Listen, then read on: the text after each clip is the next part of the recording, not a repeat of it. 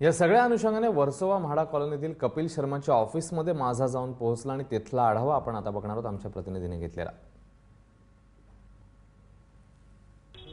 मी सध्या ज्या घरात उपस्थित आहेत त्या घरावर वाद सुरू आहे।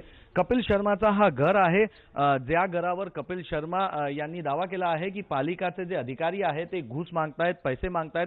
हाच तो घर आणि इथेच कन्स्ट्रक्शनचा काम सध्या सुरू आहे। आपण बघू शकतात की हा एक जुना बंगला आहे, ज्या बंगल्यामध्ये सध्या इंटरनल रिनोव्हेशन आणि इंटरनल चेंजेस सुरू आहे। हा बंगल्याचा पाठचा भाग आहे आणि इथे आपण बघू शकतायत की इथे याचा बरोबर मागे जो आहे तो मँग्रोव्हचा एक तिविरांचा जंगल आहे आणि याच एरियामध्ये सध्या रिडेव्हलपमेंटचं काम सुरू आहे।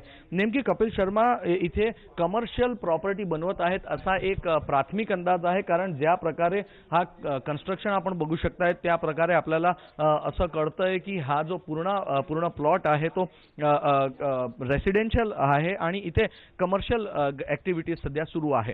नेमकी याच बंगल्यामध्ये कन्स्ट्रक्शन करण्यासाठी त्यांच्याकडून लाच रुश्वत मागता येत आहेत असा कपिल शर्मा यांचा आरोप आहे। मयूर परीख, एबीपी माझा, मुंबई।